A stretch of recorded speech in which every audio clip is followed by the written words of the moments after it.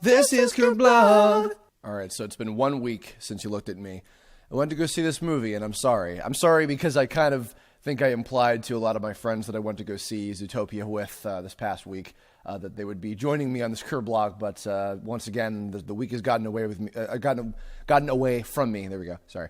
Off to a great start. I've been so busy and doing a million things, and I didn't have time to schedule like another guest this time. But I did want to talk about this movie because holy shit, wow, this might be my new favorite Disney movie of all time, and I can't even.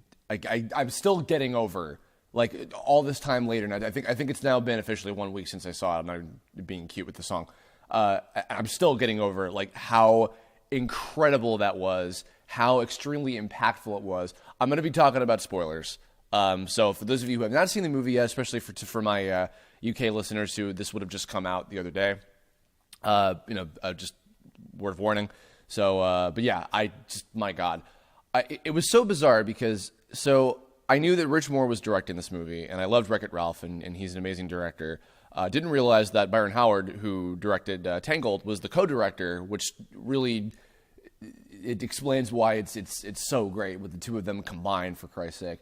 But yeah, it was funny because I knew so many people, including folks that I went to the movie with in the first place, who were telling me I'm not watching any trailers. I don't know anything about it. I want to just go see it and go completely blind, which I usually prefer to do that with movies in like by and large. But yeah, I don't know what it was about this one. I was super intrigued. I was like hyping myself up more so than I have for a movie in a very long time. Maybe since Wreck-It Ralph, even, to be honest, which is kind of funny. But yeah, I was super excited about it. I was watching all the trailers. I had a lot of stuff kind of spoiled for me about this movie already, to be honest. Like I knew about the twist with Finnick because I knew who was voicing him. They had like an article about that somewhere.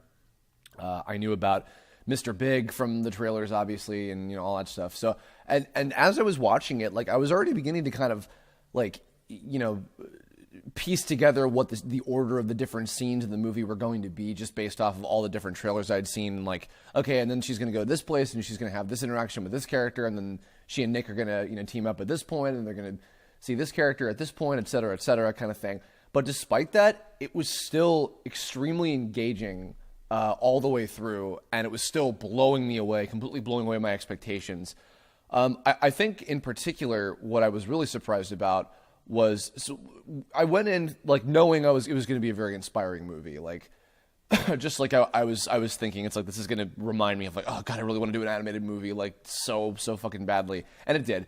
But in terms of like the thematics, I was thinking it was going to be a lot more about, Judy trying to find her purpose. And by the way, another little side note of the side note here. I don't think I've ever related more. There's been many amazing female characters that I've enjoyed in lots of different movies, games, shows, books, etc., comics, whatever, and creative storytelling mediums that I've seen. But my God, I have never related more to a female protagonist, me personally, than with Judy. Like, what a great protagonist for that movie. Like, my God. And interestingly, I kept thinking that the movie was going to be mainly about her wanting to try to find her purpose and like, wanting to feel useful in society and et cetera, and like, chasing her dreams and all that stuff, which, that was definitely a big part of it. And especially that first half or so, that was the big driving force. And I saw the one, I think it wasn't a trailer, it was like a clip where they showed her meeting Clawhauser for the first time. And the whole like, don't, when bunny calls another bunny cute, like it's fine, but when other animals do it, I was like, wow, Disney, you're really gonna go there? Okay, all right, And I kind of brushed it aside as a joke at first. It's just like, oh, all right, that's cute, whatever, like, haha, cute. But then as I saw kind of where the theme of the movie was going with, kind of how the dynamic between Judy and Nick changed, like so suddenly after the big, the big scene where they basically bust Mayor Lionheart. And and then kind of seeing like how the turmoil was hitting, all of the city and everything. I was like, oh my God, this is getting really heavy. This is going to a place that like I don't think any other Disney movie has ever really gone before. And no, Song of the South doesn't count, not in the same kind of way. But I just seeing that, it was like that was what blew me away, I think, more than anything else. It was kind of interesting because I was talking to a few people out of town about the movie too. They just seen it recently, and Kaiser Neko and Devin Mack in particular, both we pointed out how, like, you know, a lot of people are kind of identifying the whole, like, the predator versus prey, like, controversy that happens within the context of the story as being, like, you know, specific to one particular type of you know, racial prejudice, like, issue. But really, the kind of beautiful thing about it is that it's so much more than just one. It can be interpreted as anything. It can be interpreted as really so many different kinds of social issues that all lie within the same thing, which is fear. And the fact that, you know, the Bellwether, who turns out, you know, to be the villain, you know, and that, you know, her utilization of fear with the city, you know, it says a lot. It really says a lot. This is such a perfect movie to have come out right at this time. And I don't even necessarily know if it was planned that way, but I think especially in like the last year or so, it couldn't have been more perfectly timed. But the other thing is the predator versus prey thing is such a fucking perfect, beautiful analogy. It covers all bases because it has exactly to do with the fear of, well, they're going to get me. Those people that I don't understand and are afraid of and seem scary to me, they're going to get me. I'm afraid of them. Like that's exactly what it comes down to. Like, even though, like, this society is, like, supposed to be a point in time where it's like everybody's kind of, you know, moved on and gotten used to, like, hey, like, we're cool this way. Like, even though there's some, you know, I mean, they evidenced in the beginning with, like, the, you know, Judy's parents being, you know, biased and a little bigoted towards foxes with the whole, like, repellent and all that stuff, which was a great device as well for the beginning. But the fact that, like, that Zootopia is, like, this point of, like, hey, it's like this is where everybody, like, leaves that stuff behind and we're all just animals together. We're all just the same. We're all just people in that context necessarily. Even on the voice casting for the movie too, they didn't make it, like, race specific either. Like, it was kind of like a pretty fair mix of everybody. In fact, I think in the one case where, like, I feel like that might have been a little strategically done, and in a way that worked really well was and Kaiser Neko pointed this out about Shakira voicing Gazelle specifically for that one scene of the peace rally that she's having. Like, the fact that was a character voiced by someone of an ethnicity was I think a very clever usage of that, and it was really well done. And, like, that whole montage with the different news reports and everything was a really powerful moment in that whole entire experience. Like, it was just like a quick little, like, you know, maybe 2-minute sequence, but that in of itself was when I was like, wow, this is really incredible. I mean, the whole movie was incredible, obviously, but the other kind of great thing about Gazelle, and I said this a little bit in my my storytelling process Kirblog that I did this past week, sorry. But the whole idea of try everything is the theme of that movie. And I'm going to repeat myself, but it's worth saying again. That was so perfectly utilized as well, in that, like, it's both try everything, as in try everything you can, like for Judy in terms of, like, her pursuing her dreams and, like, trying to work really hard, etc. And then it was just as well for try everything, as in, like, be open and understanding and try hard to do that in the first place. Like, it perfectly encapsulated everything. And also, it's a super catchy song. Like, Shakira's great. But that, just the way that was staged, like, oh God, I love this movie. I absolutely love the shit out of this movie. I mean, like, even let alone all this stuff, obviously, like, the animation is top notch because it's fucking Disney, of course. The voiceover was amazing. A lot of really cool, really, really good casting choices. Jennifer Goodwin and Jason Bateman in particular really sold it, especially for what I believe was their first voiceover roles at all. Was really impressive, definitely, and I'm sure big in part to the direction as well. And a lot of great, cool little cameos with Maurice LaMarche on Mr. Big, the Panther chauffeur guy that, like, went crazy, like, partway through the movie. That was in the Tahunga scene, which only people from California will get that joke. The Panther guy was Jesse Cordy, who is LeFou on Beauty and the Beast, which was hilarious. And little kid Nick in his flashback with the scouts and everything, that was Kath Soucie, which was really cool. A lot of fun cameos like that kind of scattered around.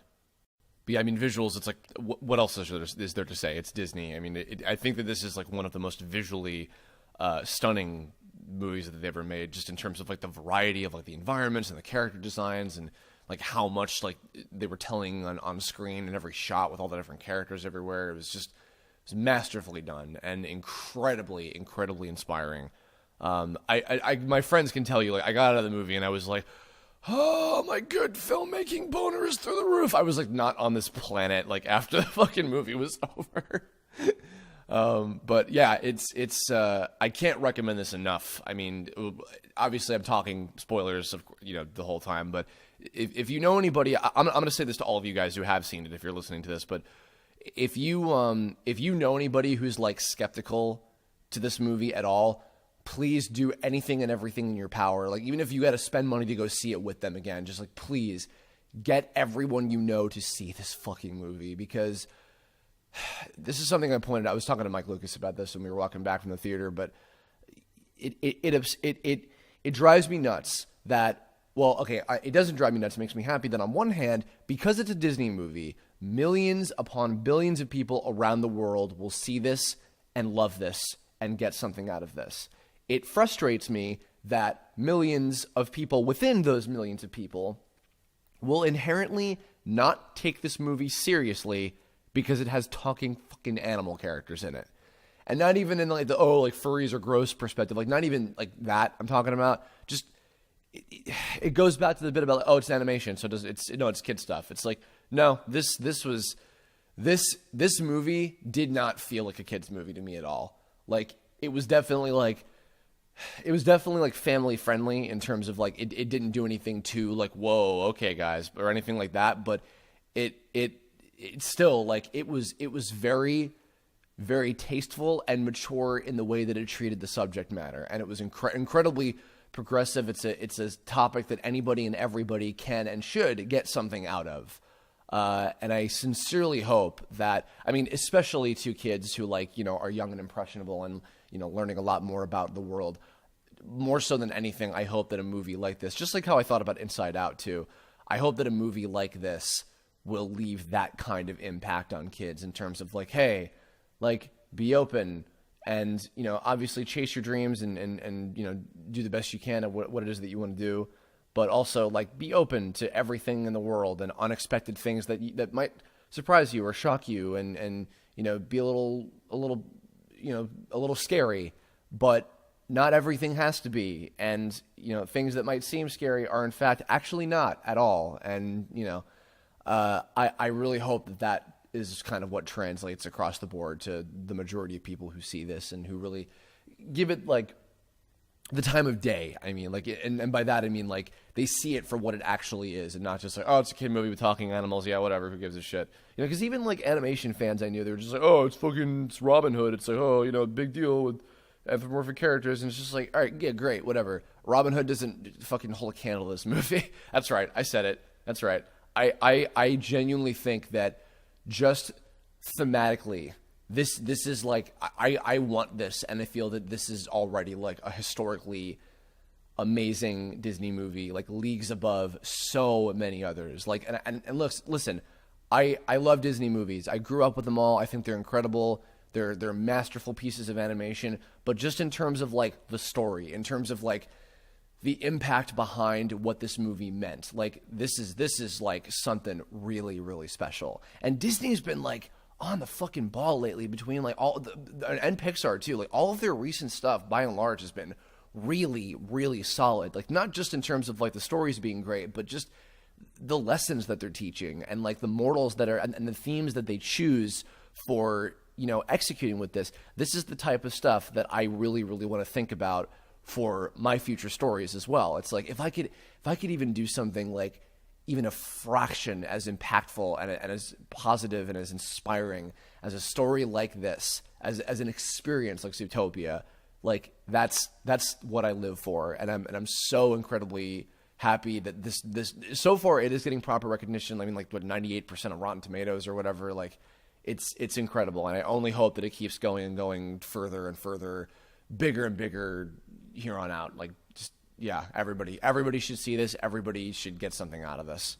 But yeah, that's pretty much all I have to say. A little bit of a shorter one, but my mission to all of you before I do the end tag is, again, seriously, if you know any doubters, but and especially if they're people that you think like need to see a movie like this to really like get something further out of it, like please do anything at all in your power to convince them and take them even like even if you're going to go see it a second time or whatever. Do that. Like spread the word of this movie. Get it out there. It deserves to be seen. It deserves to spread its incredibly poignant message. And that's going to wrap us up. So in the comments below, let me know your thoughts on the movie. Any particular other things that you got out of it, maybe favorite parts, favorite characters, anything like that. Let me know your thoughts. If you managed to accomplish your mission, even leave a comment about that too. And you'll absolutely get a thanks from me. If you're able to convince any other folks, because that's all I want. And in the meantime, otherwise, if you have ideas for future Kirblog topics, leave a comment about that too if you want, or hit me up on Twitter, Tumblr, Facebook, anything, and that'll do it. So thank you all, and remember, everybody, seriously, try everything. Have a good one.